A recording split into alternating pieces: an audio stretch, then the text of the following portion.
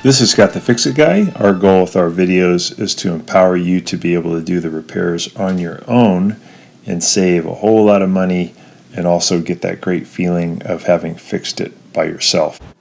Today we have a Whirlpool Series 70 dryer that doesn't always start. Sometimes it starts, and sometimes when you press the start button you just get a buzzing sound or a hum.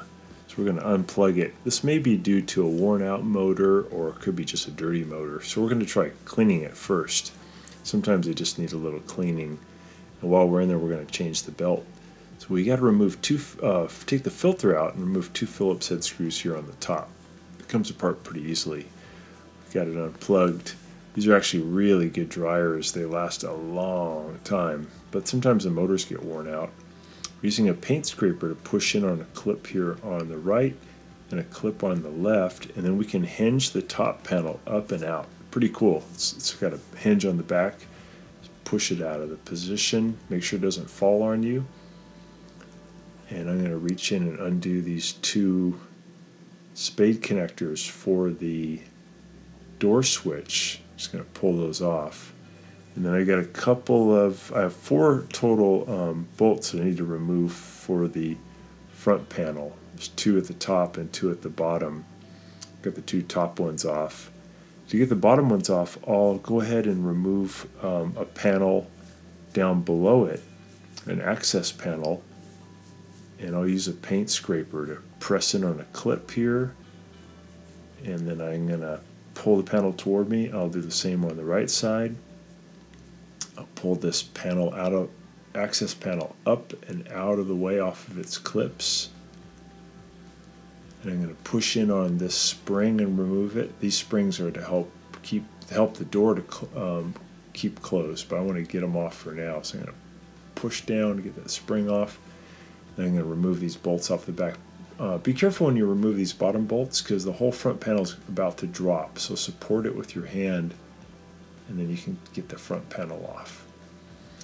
And now we can undo the belt so we can get the tumbler off. So we're going to push the either wheel to your right, the big white wheel, and then you can pull the belt off of the gold smaller wheel, which is the motor pulley.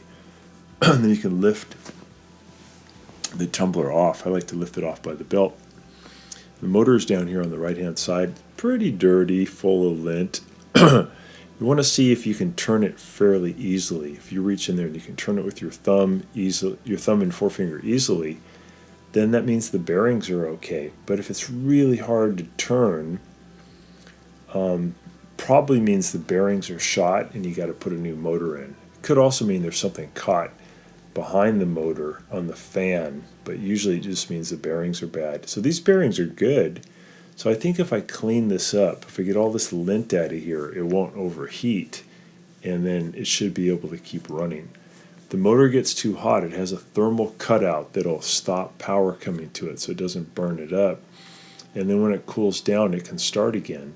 Sometimes if you do a load and the dryer is really hot and warmed up, and then you do another load right after, it won't start because it's overheated. A new motor will, but one that's this is probably 20 years old, may need to actually cool down before you do the next load.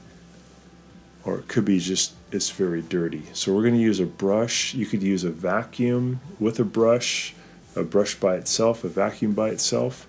Best combination would be the brush to loosen the dirt and dust, and then use a vacuum to pull it away. So I'm reaching in there trying to get rid of all the dust in and around the motor that I can reach, especially in the back where we see these plastic splines. That's the cooling fan, and that's a place where there's usually a big accumulation of lint, of dust, builds up over the years. I want to get the dust off of the roller wheels, get the dust off of every surface that you can see. And again, if you have a small vacuum with an extension, that'd be great. Get right in there and remove it all. When I do this kind of work, I put a dust mask on too, because you don't want to be inhaling this stuff. It's not toxic or anything, but it's probably an irritant to your lungs. So I want to get into this area especially, make sure that there's no dirt in there. That's part of a centrifugal switch that has to be able to move back and forth readily, and you don't want it to be getting stuck with a bunch of dust. So I'm using a small wire brush to get in there. You could use like an old toothbrush would work too to get into those tight spots. Then I'm going to use a can of electrical cleaner to spray in and try and clean the brushes and the contacts more on the inside of the motor. I want to get it as clean as possible before I do the reassembly. While I'm here, I'm going to go ahead and put a new belt on, because this is probably, again, in over 20 years has this thing been running, probably with the same belt. These are really good dryers. They go a long time. We had one at our house for 24 years. So we're getting all that dirt out of there with mechanical action, and then we use the electrical cleaner, which I think is like an ether. I'm going to spray these contacts. I'm going to spray every surface I can see. I'm going to spin it while I spray in here where there's electrical contact. I'm going to spray these cooling fins. You don't want to inhale this stuff, though. It's not good for you. So maybe hold your breath while you do this. And now that motor's pretty good. It's refreshed. Remember, if you're turning it, though, with your fingers and it's just not budging or it's really squeaky, then it's time for a new motor. Those are bad bearings. Here's the part number for the new belt. This has the Kenmore badge on this dryer, but that's just what Sears puts on it, but it's really made by Whirlpool. It's a very good dryer.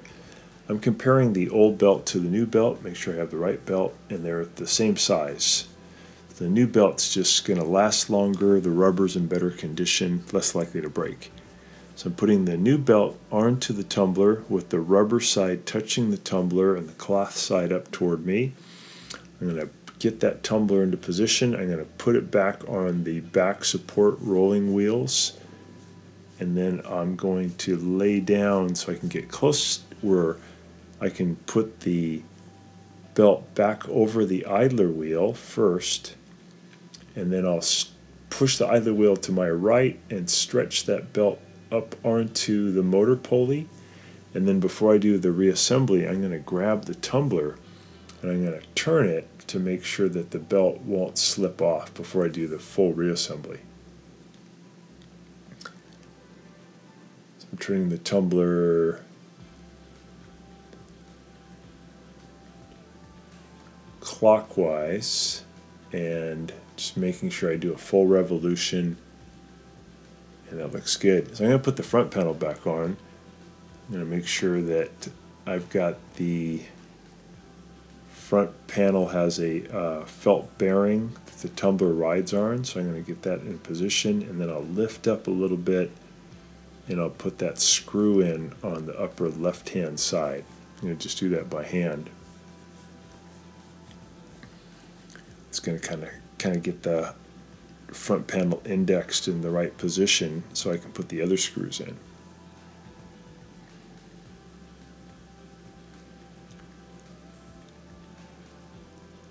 Alright, I'll go ahead and tighten that one up.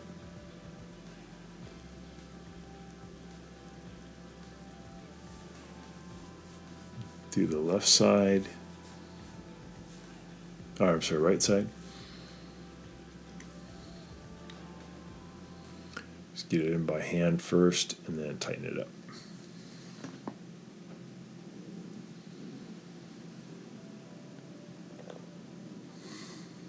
These drivers are great. I think mine ran out of batteries about at this point, so I ended up using a ratchet too. I'm doing the lower one now, the lower right. So I'm going to get that screw in position, put it in there, zip it in, and then I'm putting the Phillips head screws back in underneath the filter. Yeah, I ran out of battery, so I'm just using my ratchet to do these. That Milwaukee screwdriver has been just great. It goes for a long time. I've had it for probably 3 years now. I use it all the time. Putting the filter back in.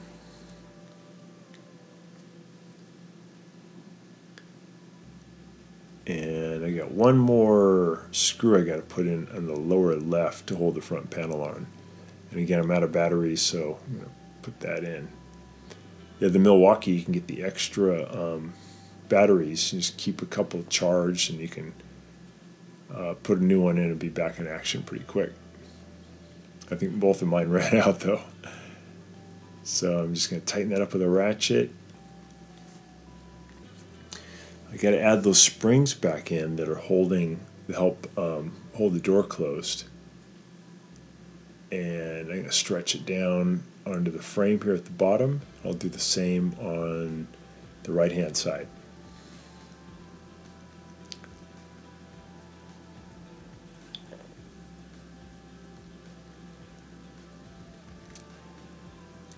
I did tell the customer it's going to work well now, but probably good to wait in between loads. Like you dry a load, wait about 30 minutes, then dry the next load.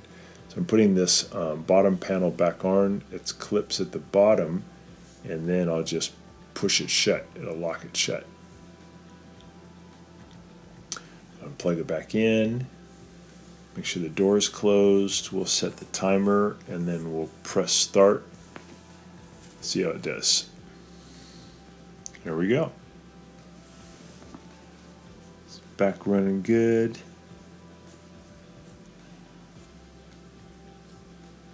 Yep, back to normal. So, got a healthy dryer again. Thanks so much for watching. Hope it gets your dryer going. And please subscribe when you get a chance.